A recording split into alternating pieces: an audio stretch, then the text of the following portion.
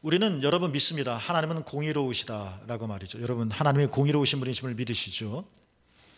그런데 우리의 실제 삶에서 보면 우리는 하나님은 공의롭다고 믿는데 우리의 삶에서는 악이 소성하고 악이 선을 이기는 것 같고 그런 걸 보면 좀 참기 어렵습니다. 더더군다나 악이 나와 상관없이 힘을 발휘하는 건 그나마 견딘다 하더라도 우리가 악의 영향을 받아서 뭔가 좀 불이익을 당하고 손해를 보고 억울한 일을 겪게 되어지면 우리는 하나님을 원망하게 되어질 것입니다. 의기소침하게 되겠죠. 우리는 성경을 통해서 고백합니다. 예수님께서 사단을 이기셨다라고 말입니다. 여러분, 그렇다면 예수님께서 사탄을 이기셨고 우리는 사탄을 이기신 예수 그리스도 안에 거하는 그리스도인인데, 그러나 우리의 현실을 보면 왜 그리스도인이 고난을 받게 되는 걸까요? 물론 우리의 삶이 다 고난의 연속만은 아닐 겁니다. 기쁜 일도 있고 행복한 일도 있고 하나님을 찬양할 만한 일이 있습니다. 그렇지만 그것이 아니라 또 정말 어려운 힘든 하루하루를 살아가는 정말 선량하고도 신실한 그리스도인들을 보게 됩니다. 내가 잘못하는 것이라서 그 대가로 어떤 고난을 겪게 되는 거라면 차마 견뎌나갈 수 있을 것 같은데, 전혀 나와 상관없는 일인데 그냥 내가 이런 어려움들을 당하게 된다면 우린 이해할 수 없고 또 혼동에 빠지게 되어집니다. 예수님을 믿으면 우리가 보통 말하죠. 만사 형통한다. 만사까지는 아니라 할지라도 좀 일이 형통했으면 좋겠건만 예수님을 믿는데, 그러나 우리는 끊임없이 걱정하고 근심하고 실패하고 부딪히고 그래서 무릎팍에 상처를 입습니다. 설명하기 참 난해한 이 현상들을, 이건 삶의 실제 문제인데 이런 것들을 우리는 어떻게 이해해야 할까요? 정말 하나님은 공의로우신 걸까요? 공의로우시면 왜 악이 여전히 있는 것일까요? 예수님의 사단을 정말 이기신 걸까요? 예수님의 사단을 이기셨다면 왜 그리스도인들은 이 사단의 공격에 휘청휘청거리고 넘어지는 것일까요? 지금도 예수님을 믿는 자들에게는 권세를 주셨고 형통한다고 분명히 찬송가에서도 말하고 성경에서도 말하고 있는데, 형통은커녕 형통은 우리가 기대하지 않는다 할지라도 왜 우리는 이런 각양각색의 시련을 겪어야만 하는 걸까요? 이것은 여러분 그리고 이 시대뿐만 아니라 모든 기독교인들이 모든 시대 속에서 이 문제 가지고 고민을 하고 또 기도하고 여기에 대한 답을 찾으려고 애를 쓰고 있습니다. 정말 왜 이런 일들이 일어나고 있는 것일까 말이죠. 그것은 우리가 지금 살고 있는 이 시대, 이것을 좀 신학 용어로 말하면 기독교 세계관이라고 하는데요, 이렇게 악이 소성하는 것 같은 하나님의 공의는 어디 있을까라는 이 질문에 대해서 우리가 철학적이고 신학적인 질문을 안 하더라도 우리 삶의 현장에서 직접 경험하는 것들이잖아요. 이런 질문은 기독교 세계관, 지금 우리가 살고 있는 이 시대가 어떤 시대인가라는 것과 매우 밀접한 관련이 있습니다. 그래서 기독교 세계관이 무엇인지를 우리가 이해를 하고 그렇구나라고 우리가 잘 받아들인다면 우리가 살고 있는 이 시대와 이러한 시대 속에서의 현실들을 우리는 긍정하게 되어질 것이고 그리고 잘 헤쳐나가게 되어질 것입니다. 오늘 그 말씀을 좀 드리려고 합니다. 그래서 여러분이 악에게 지는 자가 아니라 선으로 악을 이겨나가시기를 주님의 이름으로 축복합니다. 많은 개혁주의자 신학자들이 지금 이 시대는 어떤 시대냐, 종말론적으로 어떤 시대냐라는 이 물음에 대해서 신학자들, 특히 신학자들이 여러 가지 종말론에 대한 입장이 있는데, 일반적으로 이런 이해들이 많이 퍼져 있고 받아들여지고 있습니다. 그것은 뭐냐면, 그리고 이 종말론적인 시대, 지금 우리가 살아가는 이 시대죠, 이 시대가 이런 시대다 하는 것들을 비유로 설명을 하고 있는데 이런 겁니다. 세계 2차 대전이 한참이었었던 1944년에 우리가 잘 알고 있는 것처럼 연합군이 노르망디 상륙 작전 성공으로 말미암아서 독일군을 물리칠 수 있는 결정적인 승기를 잡게 되어집니다. 아직 전쟁이 끝난 것은 아니지만 이 작전이 성공할 때마다 연합군이 우리가 이겼다라고 다 확신을 했습니다. 그래서 훗날 이날 우리가 이겼다, 이 노르망디 상륙 작전이 성공한 날, 이 날을 가리켜서 뭐라고 말하냐면 결정적인 날이라고 말합니다. D-Day죠. Decision Day라고 말을 합니다. 결정된 날이라고 하는 겁니다. 장기판이 아직 끝나지 않았지만 내가 어떤 하나의 훈수를 내가 하나의 장기알을 딱 뒀을 때 내가 이겼다라고 하는 확신이 들 때가 있죠. 게임이 끝난 것과 마찬가지로 노르망디 상륙작전이 D-Day였다는 겁니다. 이미 승리가 결정된, 결판이 난 그런 날, D-Day인 거죠. 그렇지만 그렇다고 해서 아직 전쟁이 완전히 끝난 것은 아닙니다. 독일군도 자기가 졌다, 우리가 질 것 같다 압니다. 그러나 그렇다고 해서 순수하게 항복하지는 않죠. 도망갑니다. 그러면서도 여전히 항전을 합니다. 연합군은 도망가는 독일군에게 계속 공격해 나가면서 싸우겠죠. 그리고 항전하는 독일군은 연합군에게 졌지만, 자기도 졌다는 것을 인정하겠지만 계속 항전을 하다가 그러는 과정 속에서 연합군, 승기를 잡은 연합군에게도 사상자가 나게 될 겁니다. 독일과의 전쟁이 완전히 끝나게 될 때는 독일의 수도 베를린을 점령하는 그때입니다. 그때를 딱 점령해서 승리의 깃발을 꽂으면 전쟁은 완전히 끝난 겁니다. 이날을 전쟁 학자들이 뭐라고 말하냐면 승리의 날이라고 말합니다. V-Day죠. Victory Day입니다. 그러니까 우리는 살아가면서, 이것은 하나 예인 거고요. 신학자들이 종말론이 뭐냐를 설명할 때 자주 인용하는 비유인 것이고요. 그러니까 우리는 결정적인 날 D-Day를 지나서, 그러나 아직 오지 않은 승리의 날 V-Day, 이미 결정된 날 그러나 아직 오지 않은 승리의 날 V-Day, 요 중간의 시대를 살아가고 있다는 겁니다. 이게 우리 시대입니다. 예수님께서 그러니까 그리스도인의 세계관이 무엇이냐, 예수님이 초림하셔서, 그리고 예수님께서 재림하시기 전까지 이 시대를 뭐라고 말하냐, 기독교 학자들이 보통 이렇게 말하죠. 이미 그러나 아직의 시대라는 겁니다. 따라해 볼까요? 이미 그러나 아직. 이미와 그러나 아직이 굉장히 역설적으로 묶여 있죠. 이미 그러나 아직의 시대에 살고 있다는 겁니다. 이미의 시대는 어떤 것입니까? 여러분, 예수님께서 처음 이 땅에 오셔서 2000년 전에 십자가에서 죽으시고 또 부활하시고 하늘에 승천하심으로 말미암아 예수님은 사단의 세력을 결정적으로 꺾으셨습니다.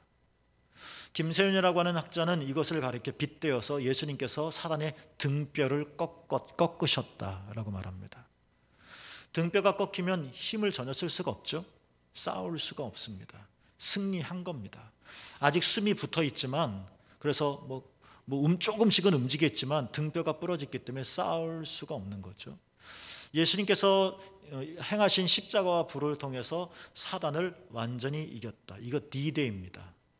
결정적인 날이라는 겁니다. 이미 싸움은 결판 난 것과 똑같다는 것입니다. 이미입니다. 예수님께서 초림하셨으니까 이미 예수님께서 십자가에서 악에 대한 승리를 이미 이루셨다는 것입니다. 이것을 알았던 사도 요한은 요한일서 3장 8절에 이렇게 고백을 합니다. 하나님의 아들이 나타나신 것은 마귀의 일을 멸하려 하심이니라 라고 말이죠.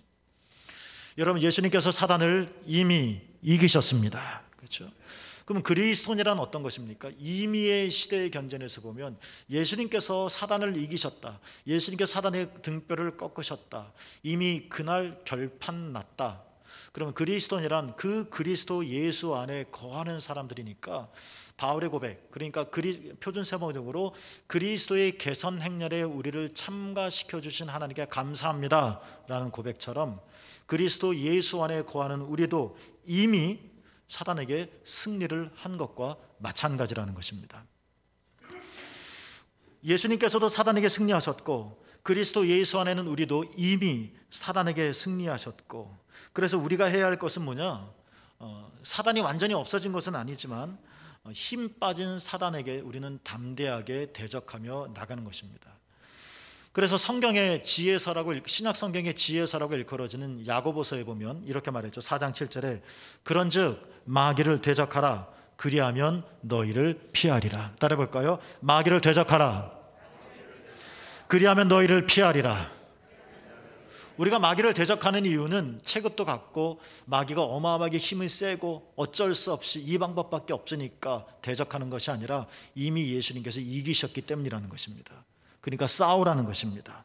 그러면 사단도 알기 때문에, 독일군도 노르망디 상륙 작전이라는 우리가 졌다 하는 것을 알고 있기 때문에, 알고 있는 것처럼 사단도 알고 있기 때문에 우리가 대적하면, 피하지 않고 나가면 사단도 어떻게 한다? 피하리라. 여러분 믿음으로 담대히 나가시기를 축복합니다. 어떤 목사님은 그래서 예수님께서 성경 속에서 두려워하지 말라라고 한 단어를 365번이나 말씀하셨다.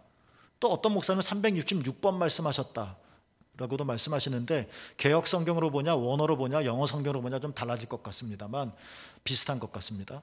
어찌됐든 365번이든 366번이든 예수님께서 이렇게 비슷한 횟수를 두려워하지 말라라고 말씀하신 이유는 똑같은데 매일매일 1년에 365일이잖아요.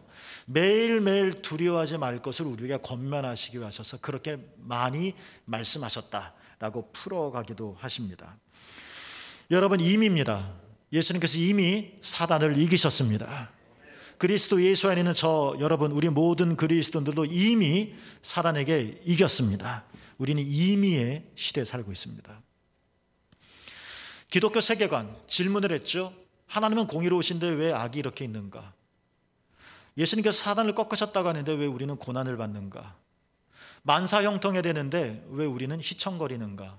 그것은 기독교 세계관과 관련이 있고, 기독교 세계관은 이미 그러나 아직 D-Day와 V-Day, 결판이 난 날과 그러나 최후의 승리의 날, 이 중간 시대에 우리가 살고 있기 때문이다. 이미의 시대다.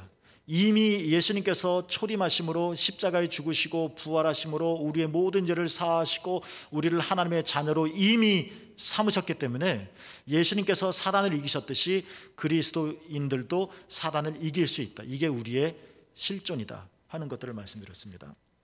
두 번째, 그러나 아직의 시대입니다. 이것은 예수님께서 사단을 이기셨지만 그러나 사단은 아직 죽지 않았다는 겁니다.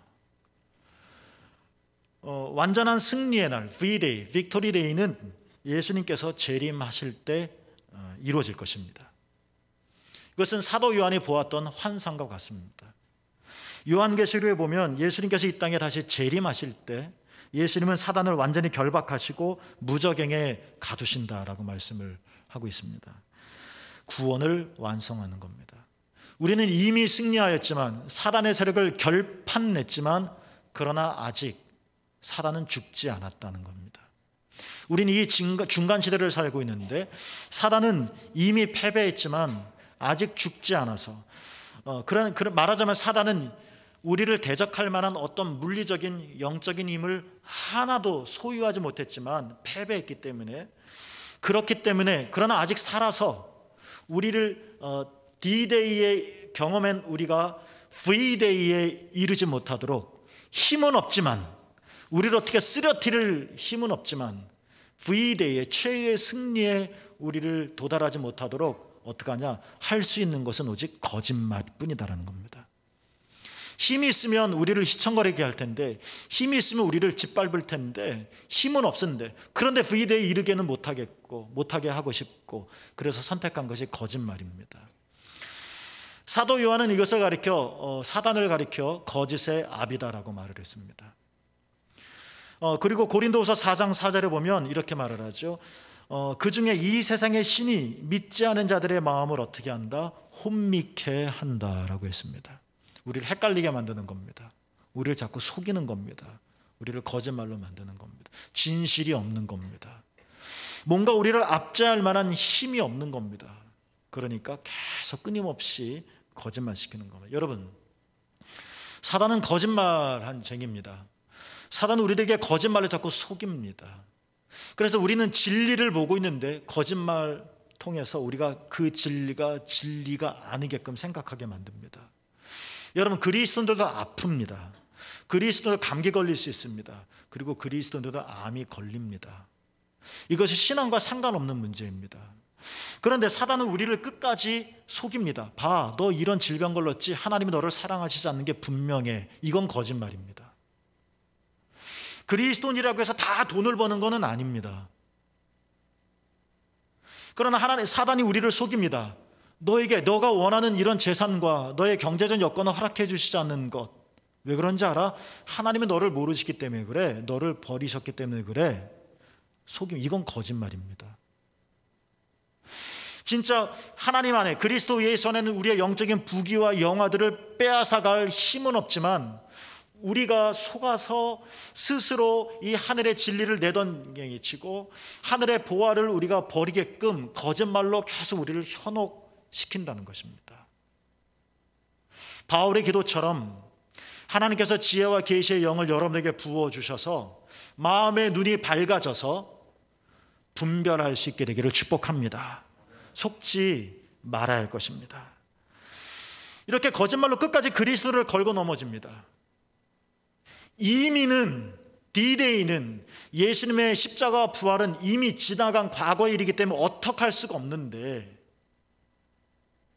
그렇지만 V-Day는 아직 오지 않는 날이기 때문에 그날에 우리 그리스도인들을 도달하지 못하게 하려고 끊임없이 미혹하고 끊임없이 거절합니다. 끊임없이 거짓말하는 겁니다. 아프게 대하고 때로는 사업이 어렵게 되고, 아이 뭐야 하나님이 나를 버리셨나 봐. 광야에 나온 이스라엘 백성들이 그랬잖아요. 너무 힘드니까 하나님이 애굽에 무덤이 없어서 우리를 광야까지 이끌고 와서 여기서 우리를 죽이시려나 보다. 거짓말이잖아요. 하나님은 그러시려는 게 아니잖아요. 그래서 정말 이 거짓말에 우리가 속아 넘어가면 어떻게 됩니까? 진짜 애굽으로 가겠죠. 죽을 일이 아닌데도 죽을 것 같다는 거짓말을 합니다. 실패할 것도 아닌데 실패할 것 같은 생각을 자꾸 갖게 합니다. 그냥 지금 한번 넘어진 건데 우리의 인생 자체가 무너진 거라고 생각하게 만듭니다. 그냥 한번 실패하고 한번 실수한 건데 너는 이런 인간밖에 안 돼. 하나님이 너에게 이제 거리를 두기 시작하실 거야 라고 생각하게 만드는 겁니다. 하나님은 나에 대한 손을 걷지 않으셨는데 내가 이런 거짓된 생각에 속아서 내가 하나님을 향한 손을 거두는 겁니다. 두려움을 주는 겁니다. 그래서 내가 믿음으로 한 발 한 발 V-Day까지 나가야 되는데 거짓말로 계속 우리를 속닥속닥 거리니까 내가 넘어가서 덜컥 겁먹습니다. 걸음을 안 뛰려고 합니다. 이러다 죽는 거 아니야? 이러다 진짜 잘못되는 거 아니야? 예수 믿고 만사형통하려고 했는데 이게 왜 그렇지? 예수 믿다 죽는 거 아니야? 하면서 두려움에 휩싸이게 만듭니다. 몇 발자국 뛰었던 발걸음을 거두게 만듭니다. 여러분, 이거 다 거짓말이라는 겁니다. 속지 말라는 겁니다. 마음을 혼미케 하여, 이게 사단의 일이라는 것입니다. 이미 사단은 이미의 시대에 그리스도 예수 안에 패배하였기 때문에 우리에게 쓸 어떤 권세도 힘도 없습니다. 그러나 우리가 영광의 하나님의 영광에 이르지 못하게 하도록 해서 끊임없이 거짓말로 우리를 속입니다. 우리 안에 일어난 실제적인 일들, 예를 들어서 성적이 안 나왔다든지 대학에 들어가지 못했다든지 이번 사업에 좀 실패를 했다든지 내 인생에 잘 안 열리는 기타 등등 우리가 겪는 좋지 않은 여러 가지 실제적인 소재 하나하나를 가지고 과장하며 설명합니다. 하나님이 너를 사랑하지 않으신다니까.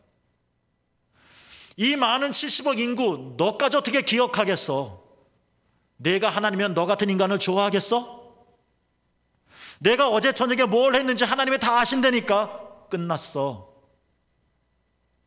내 안에 이 두려움을 끊임없이 일어나게 만들어서 스스로 포기하게 하고 스스로 등 돌리게 하고 스스로 하나님을 저주하게 하고 거짓말이라는 겁니다.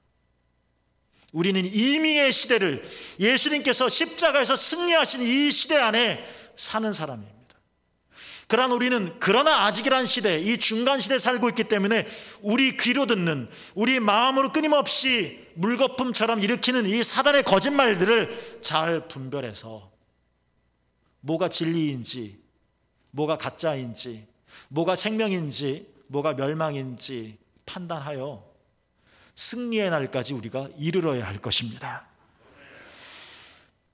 그래서 사도 요한이 요한일서 5장 18절에 우리에게 이렇게 말합니다. 하나님께로서 나신 자가, 예수님이죠, 저를 지키심에 우리입니다. 악한 자가 저를 만지지도 못하느니라. 사단은 여러분을 만질 수가 없습니다. 그냥 멀찌감치 레이저 쏘듯이 눈빛으로 우리를 속일 뿐입니다. 사단은 우리를 걸고 넘어지지 못합니다. 다만 저 멀리 떨어져서 이 속임수의 말로 내 귀에 들리게 해서 내가 스스로 자빠지게 만드는 겁니다. 만지지도 못하느니라. 이것이 실제로 접촉인지 접촉이 아닌지에 대한 문학적인 설명은 차치하고서라도 어찌됐든 하나님께로서 나신 예수 그리스도가 저를 지키심에, 예수님께서 여러분을 지키심에 악한 자가 여러분의 영원한 생명을 건들지 못할 것입니다. 참을게 여러분, 이미 그러나 아직 이 속에서 우리가 겪는 수많은 일들을 통해서 우리는 헷갈려 합니다. 하나님은 공의로우신데 왜 악에 세상이 물들어 있지? 그리스도 예수 안에 있으면 모든 사람들이 형통해야 될 것 아닌가? 그런데 왜 내게 이런 일이 일어나는 것이지? 아니, 예수님이 사탄을 이기셨다는데 왜 우리가 그리스도인들이 고난을 받아야 되는 것이지? 내 아픈 가슴을 하나하나 들춰내면서 우리를 거짓으로 이끌어가는 겁니다. 이 중간시대. 그러나 이미의 시대를 이루신 예수 그리스도께서 우리를 V-Day, 승리의 날, 그날까지 우리를 인도하시며 나갈 것입니다. 참을게 여러분, 그러니 악한 자가 여러분을 만지지도 못하도록 지키실 예수 그리스도를 기억하시며 계속 믿음의 길을 걸어나가시기를 주님의 이름으로 축복합니다. 선한 것이 무엇인지, 정결한 것이 무엇인지, 사랑스러울 만한 것이 무엇인지, 칭찬받을 만한 것이 무엇인지를 생각하라. 참을게 여러분, 모두가 이 혼돈을 겪을 때, 내 마음이 뒤틀릴 때, 내 마음이 무거워 착 가라앉을 때, 내가 뭘 선택해야 되는지 분명히 알지만 내 손과 발이 움직여지지 않을 때,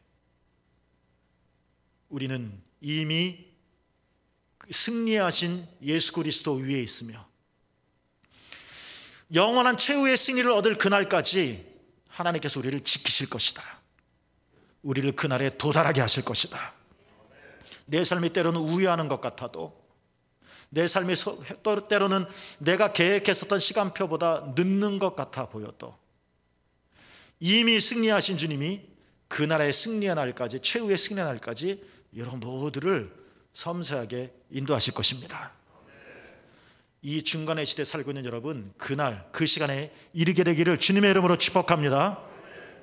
세 번째로, 이 중간 시대에 살고 있는 우리, 초림과 재림 사이에 살고 있는 우리, 인생으로서 겪는 여러 가지 고통스러운 일로 말미암아 우리 영혼이 어두워지기 좋은 이 시기에, 그러나 하나님께서는 이미 승리하신 하나님께서 예수 그리스도를 통하여 우리를 V-Day로 인도하실 그 하나님이 우리를 어떻게 인도하실 것인가?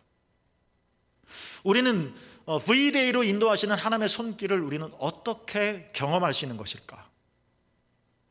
이것이 이것이 하나님의 일이구나 하는 것을 우리는 어떻게 알 수 있을까? 거짓말로 끊임없이 우리를 유혹한다 할지라도 우리는 어떻게 분별할 수 있을까? 의의 길을 걸어갈 수 있을까? 이 부분에 말씀드릴 텐데, 여기에 대한 답이 오늘 보면 13절에 나와 있습니다. 함께 읽어보겠습니다. 13절입니다. 시작. 그 안에서 너희도 진리의 말씀 곧 너희의 구원의 복음을 듣고 그 안에서 또한 믿어 약속의 성령으로 인치심을 받았으니. 개역 성경에는 긴 하나의 문장으로 나왔습니다만 표준 세번역으로 읽어보면 딱 두 문장으로 구분되어져 있습니다. 첫 번째 문장은 너희가 믿었다는 겁니다. 너희가 그 안에서, 그리스도 예수 안에서 진리의 말씀을 들어서, 그러니까 구원의 복음을 들어서 그리스도 예수 안에서 너희가 예수 그리스도를 믿게 되었다라는 겁니다. 두 번째 문장, 예수 그리스도를 믿는 우리에게 어떤 일이 일어납니까? 하나님께서 약속의 성령으로 너희들을 인치셨다 하는 것입니다. 여러분, 우리가 예수 그리스도를 믿으면 우리 안에 일어나는 가장 놀랍고도 위대한 변화는 무엇이냐? 성령이 여러분과 함께 하신다는 것입니다. 그러니까 교육학적으로, 기독교 교육학적으로 저는 이렇게 생각하는, 하나님이 어디 계셔? 저 하늘에 계시지. 문학적인 표현으로서는 좋은데, 그러나 성경적으로는 맞는 말은 아닙니다. 하나님은 저 위에 계신 분이 아니라 내 안에 계십니다. 물론 안이라고 하는 것도 인간의 표현입니다. 저 위보단 안이 더 가깝습니다. 안보다 더 가까운 거리는 없습니다. 하나님이 내 안에 계시다는 얘기는 하나님이 늘 언제나 나와 함께 하신다는 것입니다. 뭐로요? 성령으로. 그래서 너희가 하나님의 성전인 것과 하나님의 영이 너희 안에 거하시는 줄을 알지 못하느냐. 하나님 어디 계셔? 내 안에요.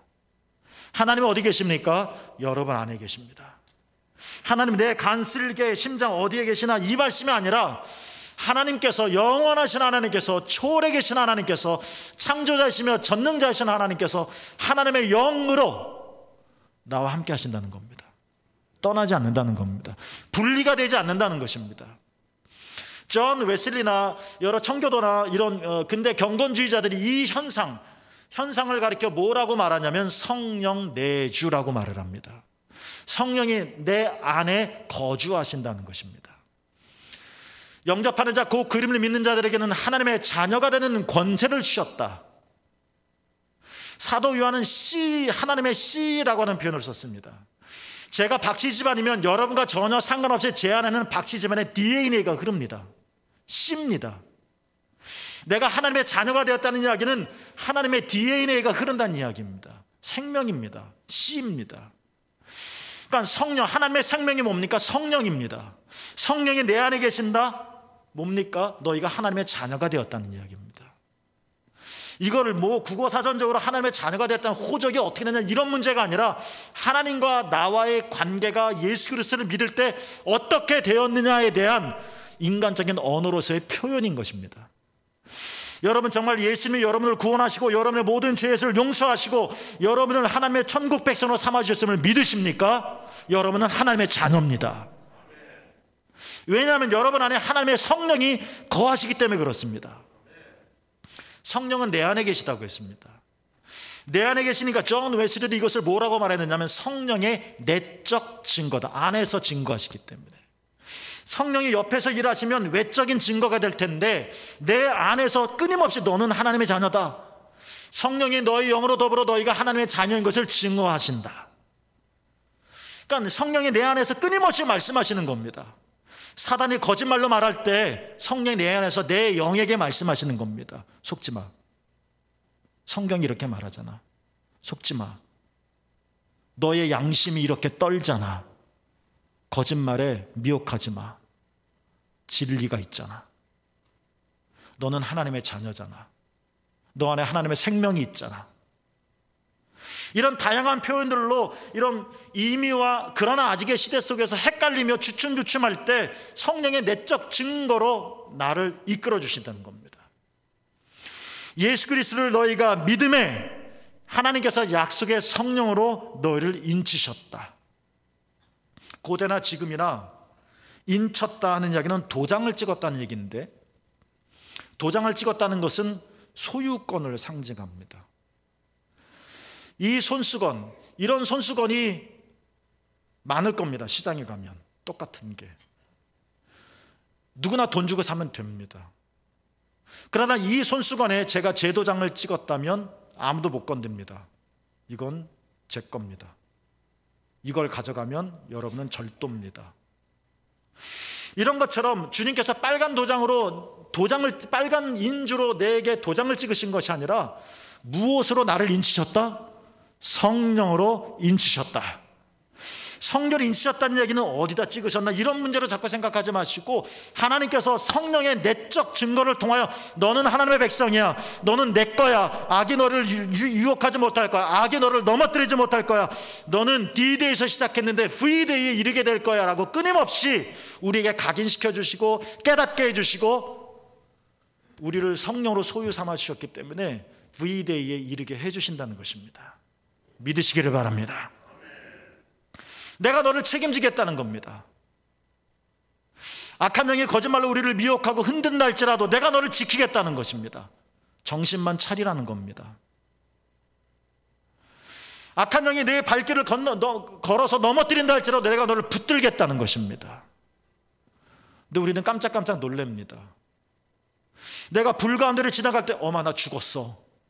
주님은 말씀하십니다. 내가 불 가운데를 지날지라도 사르지 못할 것이다. 사단은 우리에게 말하는 불이라고 하는 우리가 공동으로 경험하는 어떤 인간의 위기의 사건을 통해서 그 다음부터 거짓말을 합니다. 너는 죽고 말 거야. 우리가 경험할 수밖에 없는 실패, 인생의 수많은 실패, 이건 사실이잖아요. 그러나 그 이후에 사단은 거짓말하며 너는 보잘것없는 인간이야. 그러나 우리 안에 계신 성령이 도장 찍어 나를 하나님의 소유로 삼으신 보증이 되어 주셔서 그냥 오래된 증서가 아니라 내 안에 살아계신 성령께서 나를 끊임없이 깨닫게 하시고 내 양심을 움직이게 하시고 내 영을 열어볼 수 있게 하여 주셔서 거짓말임을 알게 하시고 일어나 걸을 수 있게 해주시고 V대를 향하여 나갈 수 있게 해주시고 성령이 여러분 안에 계신다는 것은 정말 엄청난 위대한 사건입니다. 오늘 보면 다음 14절에 보면 바울이 이런 말을 합니다. 이는 성령으로 인치신 것은 이는 우리 기업의 보증이 되사 그 얻으신 것을 구속하시고 그의 영광을 찬미하게 하려 하심이라.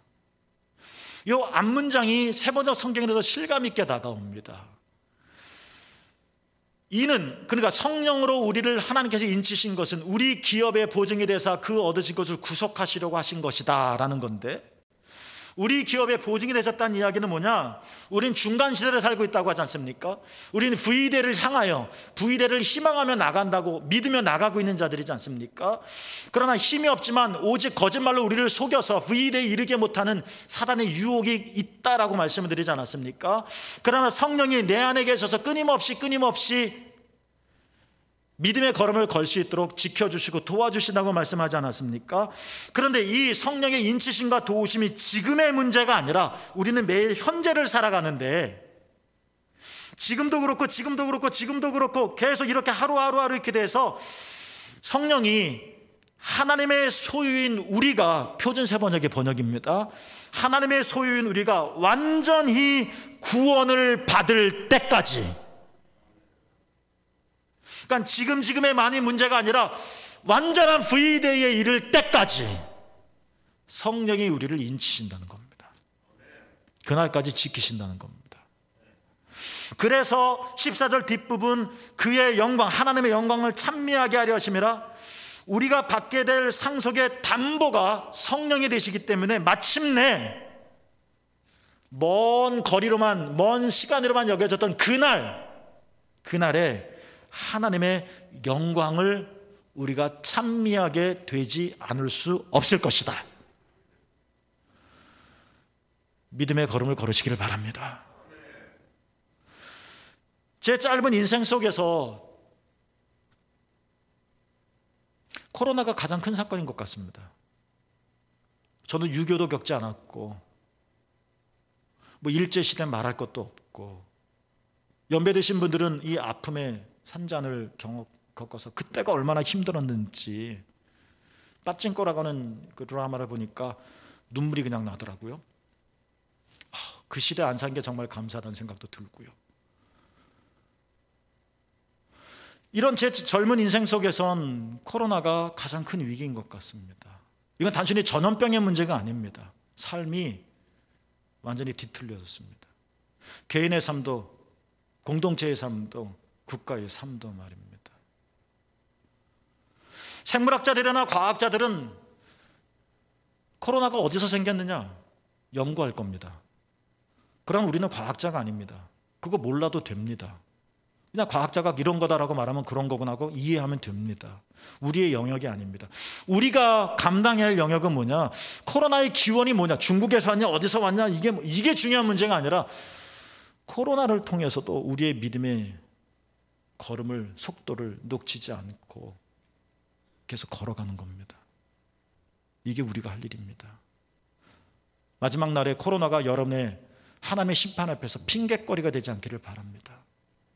그때 코로나만 아니었으면 제가 잘할 수 있었는데, 그때 코로나만 아니었으면 내가 믿음이 충만했을 수 있었을 텐데, 그런 말 안 했으면 좋겠습니다.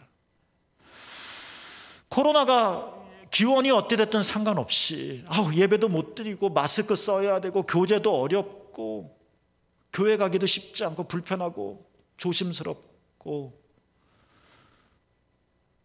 거짓말로 속입니다. 마치 내 인생의 아픔, 내 질병이라고 하는 사실을 통해서 사단이 거짓말로 이후에 현혹하듯이 코로나라고 하는 분명한 현실을 두고 사단이 그 다음부터 거짓말로 우리를 속입니다. 거기에 넘어가지 말라는 겁니다. 여러분의 영혼을 팔지 말라는 겁니다. 맞습니다. 여러분 때문에 코로나 생긴 거 아닙니다. 저도 잘 모르겠습니다.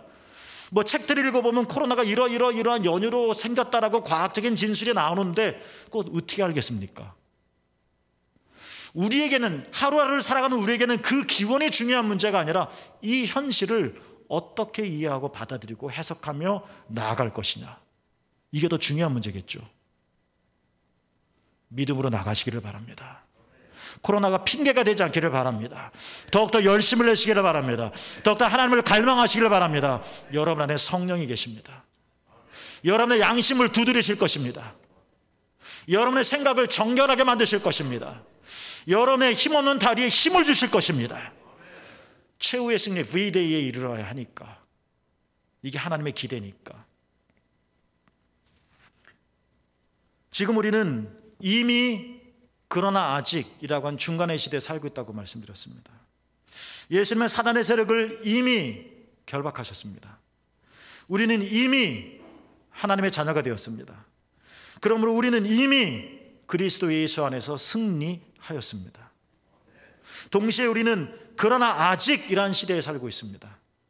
사단이 졌지만 죽은 것은 아닙니다. 사단이 힘이 없지만 그러나 거짓말로 속임수로 우리를 넘어뜨리려고 합니다. 속지 마시기를 바랍니다. 우리의 믿음의 심지를 견고하게 하나님 앞에 두기를 원합니다. 이 중간 시대에 미혹되지 않게 성령이 D-Day에서 시작하여 V-Day에 이를 때까지 우리를 도와주실 것입니다. 성령을 근심하게 하지 마라. 성령이 혼동되는 우리에게 너는 하나님의 자녀다라고 끊임없이 알려주실 것입니다. 성령이 내 양심을 움직이게 하실 것입니다. 성령이 내 이성을 할례받게 하실 것입니다. 우리는 성령으로 인침을 받았기 때문에 그렇습니다. 우리는 꼼짝 없습니다. 사랑하는 제물교 여러분, 그러니 이미 그러나 아직이라는 이 중간의 시대 속에서 이미 그리스도 예수 안에서 구원의 은총을 받으신 여러분, 그러나 아직이라고 하는 어둠의 시대를 우리가 통과할 때가 있지만 V-Day가 있음을 확신하면서 최후의 승리를 얻으신 예수 그리스도를 바라보시면서 오늘도 우리와 동행하시는 성령을 의지하시면서 끝까지 믿음의 길을 걸어가셔서 그리스도 예수 안에서 최후의 승리를 얻으시는 새물교 여러분 모두가 되어지기를 주님의 이름으로 축복합니다.